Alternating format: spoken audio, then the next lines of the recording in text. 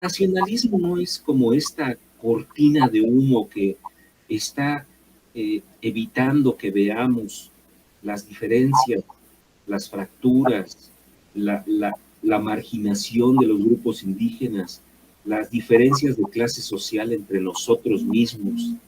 Es decir, ¿no será una ideología que está tratando de arrojarnos mucha luz para que nosotros no veamos que existen diferencias étnicas, sociopolíticas, culturales entre nosotros? Y que además no será una cortina de humo para evitar ver la diversidad y cómo gran parte de esa diversidad cultural está en el olvido y en la ignominia. ¿No será el nacionalismo una trampa, un falso espejo? Entonces lo vamos a ver, Silvia, pero antes quiero saber la opinión de mi querido Gabo hasta ahorita. ¿Cómo ves este asunto, Gabo? ¿Algo que añadir, que quitar? Estamos en confianza, ¿no? Y a mí me parece que lo que no se, digamos que el nacionalismo, cuando se plantea, pues ya lo planteaste tú, ¿no? Cuando se plantea desde Porfirio, Ajá. pues Porfirio quería ser francés, ¿no? O sea, Sí. quería traer qué tipo de mexicanidad también tenía, ¿no? Y después, esto es posterior a la independencia, ¿no? La Sí. independencia, este nuevo mito que se genera también por una élite, ¿no? Es una construcción Claro. ideológica muy fuerte. Y precisamente como es ideológica en el sentido de superficial, es Ok. decir, no tiene un arraigo tan fuerte, digamos, todos estamos ideologizados, sin duda, Sí, pero hay sí. un arraigo que puede ser muy cultural, muy lejano, muy del origen, y que se viene construyendo no de 100, 200 años, sino que se viene construyendo de hace calendarios inmemoriales, y en ese sentido hay una identidad hasta genética. Órale. Eh, Sí. Sin embargo, cuando se suplanta o se coloca por encima una ideología de un mito de la independencia, además contado desde una élite, esta élite pareciera ser que ya viene trastocada y que no viene pura, es decir, Simón. viene en la construcción, digamos, de una ideología moderna, yo lo sigo insistiendo, es decir, los sujetos que de pronto hacen una constitución moderna, un país moderno, un nacionalismo moderno, muy europeo, muy eurocéntrico, muy a lo francés en el mejor de los casos, Ujú. y eso se implanta como nacionalismo, que en realidad pues no es un nacionalismo que venga de la raíz, sino es un nacionalismo que se superpone ideológicamente y carece de una base firme para poder sostenerse, y de ahí las consecuencias que tenemos, ¿no? Creo que eso da como luz acerca de precisamente de todo este tipo de cosas, ¿no? Incluso puede haber un marxismo sumamente moderno, por ejemplo. Sí, sí, sí, sí, sí, entiendo, Sí, entiendo. hay muchas tendencias, ¿no? Entonces ahí me parece que cuando dices de Europa, pues claro, porque su forma de ser es esta homogenización, Sí, y es algo sí, muy distinto. Aquí no viene de esa raíz. eh, Ya lo decían por ahí, la raíz viene de los colores, es decir, de la diversidad, de la no de diversidad. la homogenización. O sea, si hay una identidad, tendría que ver de la diversidad, no de Mira, la Silvia, homogenización. ese recurso didáctico de los colores, no tenerle miedo a los colores, en realidad es una, dice Gabo, es una analogía de la diversidad cultural. Me interesa saber qué onda con el marxismo, cómo lo percibes hoy, siglo XXI, su utilidad. Yo no dudo para nada de su utilidad, Gabo, de su referencia, pero tú has dado clase de eso, ¿cómo lo concibes, Gabo? Nos Eh, interesa. yo creo que eh, tiene que ver también con cierto proceso histórico del marxismo, ¿no? Por ejemplo, un momento de cuando Marx está vivo, ¿no? Sí, Es un momento, ¿no? Es un descubrimiento científico, económico claro, importante, ¿no? sí, A nivel filosófico y económico. exacto. Y cuando se empieza ya a instaurar como un dogma a partir de un marxismo soviético, y después de la revolución, se empieza a expandir por medio de los partidos comunistas, Ujú. y era sumamente dogmático, ¿no? Es decir, era Así lo dijo Marx, y cuando uno preguntaba, ¿y en qué parte lo dijo? Para buscar la bibliografía, nunca estaba, ¿no? Era así lo dijo, y si lo dijo Marx, es verdad, ¿no? Sí, sí, Eh, y yo, no, al menos no sé tú, no sé las generaciones, pues, pero a mí me toca ver el muro de Berlín cuando se cae en el 89, muy niño, en sí, realidad a mí tenía también. 9 años, pero lo televisaban, ¿no? Lo televisaban Sí, así, no había internet, no había nada de eso, era televisión de estas de las noticieros de Televisa y exacto, otros, ¿no? flashes. Y llegaban las imágenes de que estaba derrumbando, la gente quería pasar y todo. Y me toca estudiar, digamos, el marxismo Ahora, en esa etapa crítica, donde, pues sí, más o menos como durante 10 años, porque vengo de una tradición también de este tipo, ¿no? De un marxismo, de gente que se unió a la Liga 23 de septiembre, ahora, de familiares, tíos, ¿no? Que participaron en estas luchas.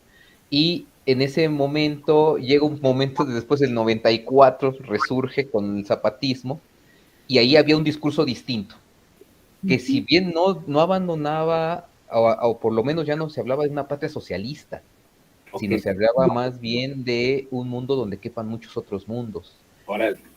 Y estas, no sé si me escuchen, porque luego dice que, Sí, sí, que sí, te escuchas perfectamente. eh, eh, este momento del 94 es porque hubo un momento en el cual los teóricos del marxismo se vienen abajo con el muro de Sí, Berlín, o sea, hay sí, una sí, crisis en el tianguis, aquí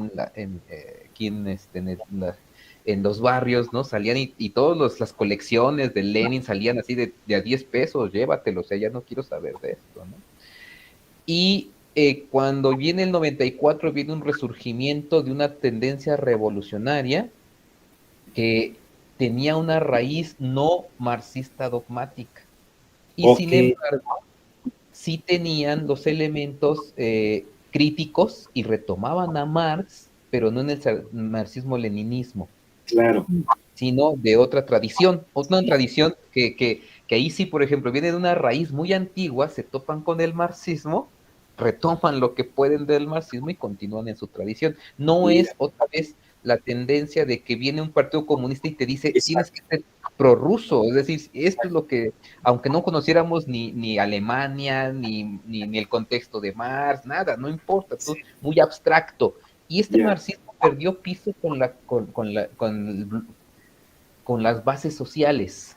ok, Claro, si ok. tú decías, pues yo no entiendo nada del proletariado porque no soy obrero, porque vengo del campesino, vengo de otro tipo de tendencias. Ah, no, entonces eres pre-revolucionario casi, casi. O sea, porque para ser revolucionario se tiene primero que llegar a ser proletariado, ¿no? Entonces, estas categorías occidentales, por eso hablo del marxismo moderno, estas categorías occidentales se encajaban a la fuerza para que vieras un marco epistemológico donde no lo había, Ya, ¿no? A lo mejor en Alemania sí, a lo mejor en Inglaterra sí, en Francia sí, pero estos son contextos que no tienen, vamos, no hubo feudalismo en las comunidades bien, anteriores ay, a la colonia, no fue feudalismo, o sea, eh, era otra cosa y estas categorías occidentales no encajaban. Marx se da cuenta en 1880, después de la publicación del 67, por ahí de 1868, se da cuenta que su visión de la historia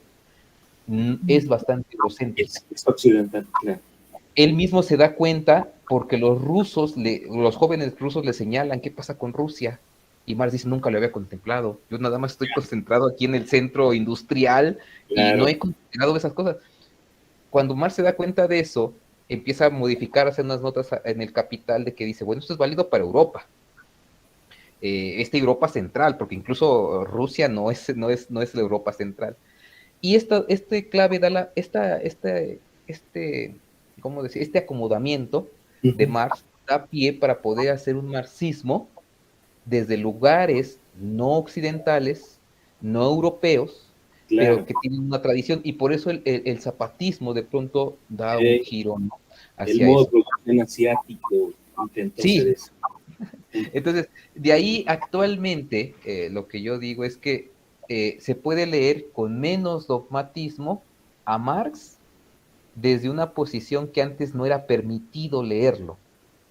ok, hoy podemos leer a Marx ya con estas críticas, porque ahora ya dice, ay, pues sí, ¿verdad? Hay varias críticas, sí, Marx es Sí, humano, tuvo errores, sí, pero antes no, Marx no se permitía que fuera erróneo. O sea, es verdad absoluta. sí, Hoy sí, sí, ya la sí. crítica no es tan fuerte esto, uno ya puede decir con mayor soltura, Ok, mira estas cosas, y lo que sí creo es que el método, al menos en esta parte, el materialismo histórico en el sentido del sujeto que crea valor, que produce valor, y el sujeto humano es parte del materialismo histórico, es decir, es la base fundamental del materialismo histórico que trata de preguntarse la historia y trata de encontrar respuestas en la historia a partir de las evidencias materiales, ¿no? wow, Y órale, esa parte creo que sigue siendo fundamental, entender la metodología de Marx sí, desde sí, materialismo histórico, o sea, materialismo antropológico en el sentido del sujeto sí, humano, que es su misterio y cómo siempre se está preguntando, y va respondiendo, pero ya no solamente con la creación, ¿no? Sino más bien el sujeto humano ya en la cuestión de las evidencias arqueológicas. Y eso me parece fundamental, ¿no? Que ok. Marx sigue vivo ahí, al menos Marx y esta tendencia, ¿no? Eso es lo que yo podría decir de él. Oye, interesantísimo, Gab. Fíjate que Silvia, ha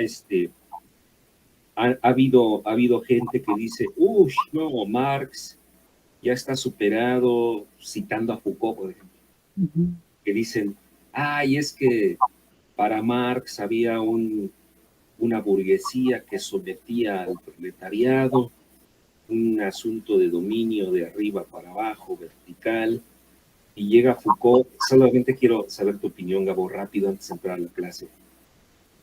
Llega Foucault y dice, no, el control de las personas no está en una burguesía, ya cambió la sociedad, está en las instituciones como la escuela, como los hospitales, como el poder saber o saber hegemónico dominante, como la transmisión en las redes sociales, como la iglesia, como estos instituciones son las que terminan moldeando tus sueños, aspiraciones, etcétera, etcétera.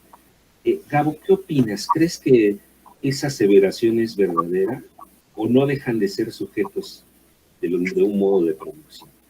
Yo lo abordaría así, mira.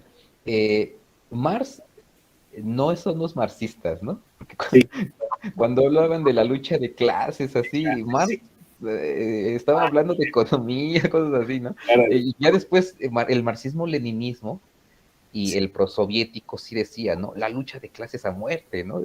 Es el fundamental.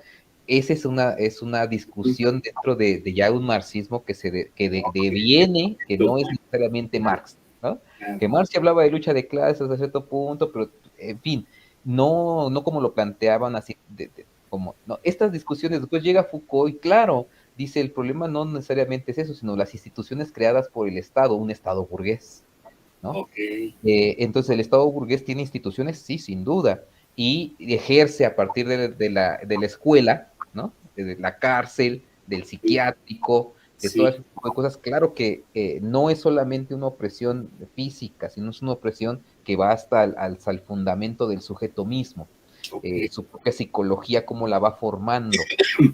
Y incluso llega a esta idea del biopoder, ¿no? La exacto, biopolítica, hasta dónde exacto. llega a formar esto. Que esto también lo trabajaba Althusser con los aparatos ideológicos del Estado, ¿no? Mira, ok, Muy similar, ¿no? sí, Es muy similar estas posiciones y evidentemente tienen razón. O sea, sí, porque están generando ideología. Ahora, unos iban por la tendencia de, no, es que entonces las instituciones hay que destruirlas, hay que destruir el Estado como institución. ya, Y lo que Lenin, por ejemplo, planteaba en términos así textuales era el Estado burgués, porque claro, después él mismo es parte del Estado y dice, es que es otro Estado, o sea, la institución va a continuar, simplemente que hay que darle un sentido distinto a la propia institución para la formación del sujeto. El ok, sujeto no puede no tener instituciones para su formación. La familia es una institución claro, que está educando, entonces las instituciones son útiles para el ser humano, comunitario, como somos, pero el problema es el contenido, cómo utilizamos esas instituciones. Y ok, es ahí donde Foucault pareciera ser que tiene límites, porque él cree, al menos también al Thusser, dice, toda institución, ¿no?, que tienda más hacia el anarquismo idealista, porque toda institución es represiva, ¿no? Y no, hay instituciones que son disciplinarias, es decir, que de pronto ayudan a que el sujeto, no sé, no se vaya, eres Sí, tan libre que te puedes aventar al río sin saber nadar, no. O sea, sí, sí, sí, no sí. eres tan libre, o sea, si tú te avientas ahí, te vas a ahogar, entonces primero disciplina tu cuerpo y no sigas ese impulso. Estas instituciones disciplinarias no son represión. Y Entiendo. Foucault lo confunde esto, confunde la represión con lo disciplinario. Sí, Cree que es lo mismo, y no es cierto, porque interesante. la conclusión de Foucault es no instituciones. Ya. Y es anarquismo, anarquismo que además es ilusorio, porque no podemos vivir sin instituciones. Por ahí yo lo veo la discusión. Mira, interesante. Interesante, Silvia. Me estaba viniendo a la mente ahorita el mercado, es una institución. Y esto del tequio, intercambiar o vender o cómo vivir sin intercambiar, sin vender, cómo vivir sin una institución, y no necesariamente represiva, es voluntaria, que vas, intercambias cosas, ¿no? El famoso mercado Tlatelolco, la mayor parte de las transacciones que ahí se hacían, según Bernal Díaz, eran por tequio, por peso, por medida. Lo que tenemos una confrontación entre un derecho constitucional y un derecho indígena, mi querido Gabo, va más allá de eso. ¿Cómo ves esta discrepancia entre el derecho constitucional del Estado y los derechos indígenas? Y mira, está vigente lo del Tren Maya, ¿no? Cuando, mira, López Obrador hizo una consulta con unos boletitos. La OIT dice, no, señor, se debe haber sentado comunidad por comunidad el tiempo que hubiera sido necesario. No, hice una consulta rápida, si está a favor o en contra. ¿Qué opinas de este estado actual de cosas, mi querido Gabo? Yo sigo viendo el mismo problema rastreado, ¿no? Es decir, veo cuando dicen la nación mexicana o la nación mexicana es un hecho porque constitucionalmente está delimitada, ¿no? Aunque uno diga dónde está, la pregunta sería pues, dónde está realmente, o la constitución, el Estado. Y cuando preguntamos el Estado, pareciera ser que estamos en un nivel sumamente abstracto. Sí. Cuando uno pregunta, es de la nación mexicana, pero cuando nos preguntamos qué es la nación mexicana, es una institución abstracta. Es un ente. Y se confunde con es la fuerza política de un grupo. Órale. Ahí hay una confusión, ¿no? Porque una cosa es lo abstracto y otra cosa es cuando pasa al terreno un poco más concreto. Claro. ¿Quién es el Estado mexicano? Nosotros.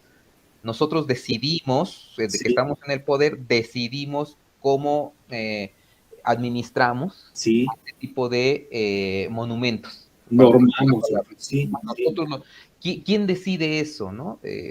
Ya a través de la historia hemos visto que los que se hacen de la independencia pues son gente que va a decantar en el liberalismo y que después va a decantar en el neoliberalismo y que actualmente también tienen una tendencia de libre mercado, Ok, ¿no? exacto. Entonces, me parece que cuando se pregunta eso, si hacemos la analogía, ¿quién tiene derecho de o esto que decías de los padres? Finalmente, ¿quiénes son los más antiguos? Los pueblos originarios, antes de la nación mexicana, Sí, mucho sí. antes de la nación mexicana. Entonces, finalmente, los que llegaron a decir es nación mexicana son ni siquiera herederos, o sea, llegaron mucho Eso. después. Entonces, para hablar de ese, utilizando la misma ley o la misma analogía, es quién tiene derecho sobre ese patrimonio, pues precisamente los que tienen más tiempo, los originarios. Los Eh, padres serían la propia comunidad indígena. Así Claro. es. Ese Mira, sería, entonces ahí sí se decide, ¿no? Como comunidad se decide qué hacemos. Ahora, que eso también es otra trampa, porque alguien puede decir, pues tú este sujeto ilustrado, tú no sabes lo que es eso, yo sí sé lo que es eso. bien, Entonces, tú no vas a saber decidir, yo sí voy a decidir por ti. Y ahí tiene que ver más bien con esta idea de que, con lo que decías, las comunidades tienen eh, saben de sus derechos, Seguramente que lo saben, pero no saben qué artículo es, no saben en qué capítulo es, y eso implica que yo como gente educada, decirle de alguna manera, ¿no?, ilustrada, sí tendríamos, antes de decidir lo del Tren Maya, a ver, todos vamos a hablar primero de qué es la ley, y qué es lo que representa eso, y cuáles son sus consecuencias, y queremos que ustedes decidan qué hacemos sobre eso, porque pues ustedes son los que han vivido aquí milenariamente en estas tierras. Y no es así, no se da así, se da la expropiación, ¿no? Esto es del Estado-Nación. ¿Y quién es el Estado-Nación? Los gobernantes que sostenemos estas instituciones con el poder. Así es. ¿No? Oye, interesantísimo. Y entonces estos son los discursos oficiales, que de pronto cuando dicen consenso, ¿no? Esto que decías, ¿cómo decidieron? Dices, sí, se pudo haber decidido bajo alguien que ni siquiera sabía qué estaba firmando. Ese es el otro punto, ¿no? Es decir, no les informamos, ¿no? Les caemos por sorpresa y les vamos a vender, además vendemos la ideología del desarrollo, ¿no? Que es sumamente capitalista, o sea, es sumamente capitalista, es decir, vamos a traer escuelas, vamos a traer carreteras, vamos a traer luz, lo que no se dicen qué es lo que conlleva eso, ¿no? Aquí en la colonia, aquí en el lugar, nos trajeron un para hace años, y la gente todavía hoy, ¿no? Es que trajeron trabajo. Lo que trajeron fue una empresa transnacional que está sacando un montón de cosas. Esto es el Tren Maya, pero en grandote, ¿no? Es decir, les vamos a llevar progreso. La idea de progreso es sumamente capitalista y neoliberal, ¿no? Y lo venden como desarrollo. Entonces, este discurso, claro, la gente que la agarra mal parada, dicen, claro, desarrollo, trabajo. Dices, pues sí, porque es un discurso engañoso. Encubre un montón de cosas. Yo creo que lo veo. Wow, Gabo.